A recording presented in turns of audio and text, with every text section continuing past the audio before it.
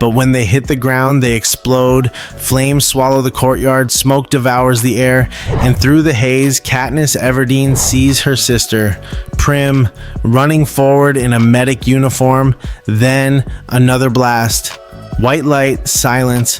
When Katniss wakes up, the war is over. The Capitol has fallen, President Snow is captured, and Prim is dead. But here's the twist no one saw coming. Snow didn't order the bombs. If that's true, then who did? And if the tyrant wasn't the final villain, was the revolution ever really about freedom? To understand how Panem reached this moment, how children became weapons, how love became propaganda, and how rebellion turned into betrayal, we have to go back. Back before Katniss, back before Snow, back to the ashes of the world itself, set up the birth of Panem. The world didn't collapse in a single night. It starved. Climate disasters tore continents apart. Fires raged across forests. Oceans swallowed cities. Droughts reduced nations to dust. Resources became scarce and scarcity became war. Governments fell, populations vanished, humanity nearly erased itself. From the ruins of North America, one nation emerged, Panem. At its heart stood the capital, glittering in the mountains. Around it, 12 districts, each forced to specialize in one resource: coal, agriculture, technology, fishing, lumber. The districts fed the capital fed on them. Inequality wasn't hidden, it was engineered. Luxury in the capital, starvation in the districts. Eventually, the districts had enough, and they rebelled. Rising tension, the First Rebellion. The First Rebellion, later known as the Dark Days, lasted nearly 3 years. Districts rose together, withholding supplies. The capital, dependent on their labor, weakened. Bombs fell. Air raids shattered the sky. District 13, home to nuclear technology, became the rebellion's strongest weapon. Then something changed. District 13 made a secret deal while the capital publicly destroyed its surface, telling the world it was obliterated.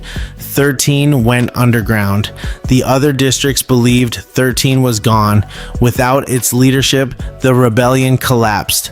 The capital retaliated with something far worse than bombs. They created a reminder, a punishment. Every year, each district would send 2 children, 1 boy, 1 girl, to fight to the death in a televised arena, the Hunger Games. Not just execution, spectacle, and thus began the ritual that would define generations. But before Katniss ever drew a bow, a boy named Coriolanus Snow was watching. First major twist, the making of a monster. Snow was only 5 when the war began. He watched the capital starve, watched his family lose everything. His father died in rebel fire. His mother died in childbirth. The once powerful Snow name faded into poverty, and humiliation planted something dangerous inside him. By the time Snow became a teenager, the Hunger Games were already underway, but they were crude. Tributes were thrown into an arena with little ceremony. Few watched, fewer cared. That changed during the 10th Hunger Games. To make the games more engaging, the Capitol introduced mentors, Academy students assigned to guide tributes. Snow was one of them. His tribute, Lucy Gray Baird, District 12, a singer, a survivor, a spark of defiance wrapped in charm. Snow didn't just mentor her, he manipulated the system to ensure she won. He proposed sponsor gifts, betting systems, emotional storytelling. He turned slaughter into entertainment. Lucy Gray became victor, Snow became ambitious, but when his cheating was discovered, he was sent away as punishment, forced into peacekeeper service in District 12. There, he reunited with Lucy Gray, and for a brief moment, it almost felt like love. But Snow was never built for love. When paranoia convinced him Lucy Gray might betray him, he chose power over affection. She vanished into the woods, never seen again. And Snow returned to the capital, apprenticing under the head game maker. From that moment on, he would dedicate his life to perfecting the games, not just as punishment, as control, false relief, a girl on fire. Decades later, in District 12, another girl volunteers. Primrose Everdene's name is drawn during the 74th Hunger Games. She's 12, fragile, terrified, and before anyone can breathe, I volunteer. Katniss Everdeen steps forward. That single act changes everything. Paired with Peeta Mellark, the baker's son, Katniss enters the arena. She's a hunter, an archer, a survivor, but survival inside the games isn't just about killing, it's about performance. When Peeta confesses his love for her on live television, the Capitol falls for it. A romance blooms, or appears to. Inside the arena, alliances form and shatter. Katniss teams up with Rue, a child from District 11. When Rue dies, while Katniss decorates her body with flowers, a silent rebellion. District 11 riots. For the first time, the games don't feel like control. They feel unstable. Then comes the rule change. 2 victors allowed, if from the same district. Katniss and Peeta survive together. Until the rule is revoked, only one can live. Instead of killing Peeta, Katniss pulls out poisonous berries. If we can't both win, no one wins. The Capitol panics. 2 victors are declared, but President Snow sees the truth. It wasn't romance, it was defiance. And defiance spreads.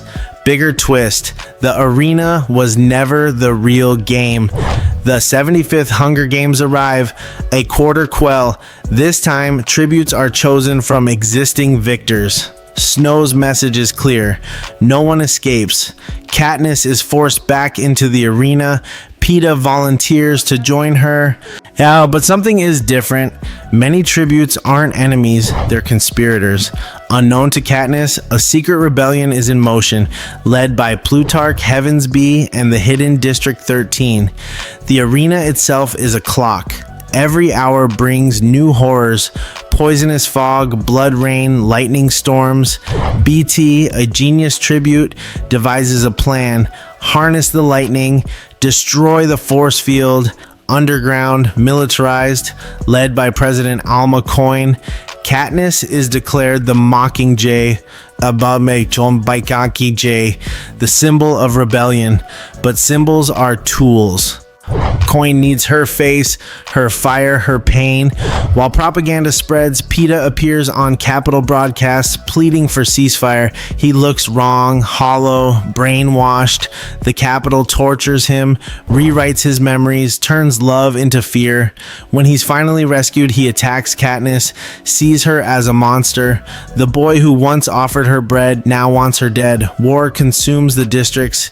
District 12 is bombed into ashes. Civilians die by the thousands. Katniss joins a combat unit marching toward the Capitol.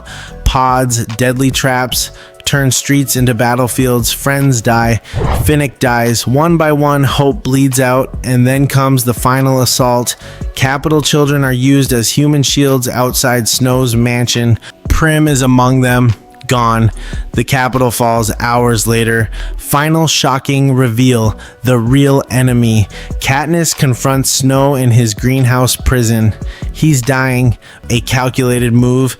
A double explosion designed to mirror Capitol tactics. To ensure hatred, Coin needed Snow gone, but she also needed a common enemy, and nothing fuels revenge like dead children. At a meeting of rebel leaders, Coin proposes something unthinkable. Justice, she calls it. Closure. The cycle begins again. Katniss votes yes, but only if she executes Snow and fires not at Snow, at Coin. The arrow pierces her heart. Katniss is imprisoned, then pardoned. A new president is elected. The Hunger Games are abolished. Arenas demolished. Memorials built. Years pass. Katniss returns to District 12. Sometimes he asks her, real or not real? She answers gently, real. They build a life together. 2 children, a quiet meadow, nightmares remain, but so does love. Katniss once swore she would never bring children into a world ruled by the games, but now she believes it's worth the risk. Because the final game isn't survival, it's choosing hope. If you enjoyed this complete cinematic timeline of the Hunger Games, make sure to subscribe, like, and comment below, and tell me, if your name were called at the reaping, would you volunteer, or would you let the system decide your fate?